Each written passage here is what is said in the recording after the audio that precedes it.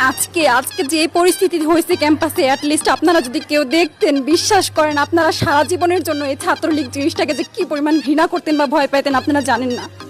এরা আমাদের সামনে রড দিয়ে পিটায়া, ছেলেগুলারে রড দিয়ে পিটায়া একদম আধা মরা করে ফেলছে। তারা এসে আমাদের পেছনে লুকাইছে, আমাদের বোরকার পেছনে, আমাদের ওড়নার পেছনে লুকায় বলে, আপু আমাদের একটু লুকায় রাখেন, আমাদের ওরা মাইরা ফেলবে, আমাদের বাঁচান আপু বাঁচান। আমরা তাদের ওড়না দিয়ে বোরকা দিয়ে লুকায় রাখছি, সেইখান থেকে আমাদের ধাক্কা দিয়ে ফেলে দিয়ে তাদের বের করে আবার মাথায় রড দিয়ে মারছে। এমন অবস্থা। এবং তারা আমাদের ক্যাম্পাসের পরিচিত মুখ, আমরা চিনি তাদের, তারা এই অবস্থা করছে, রাস্তায় একদম শোয়াই ফেলছে।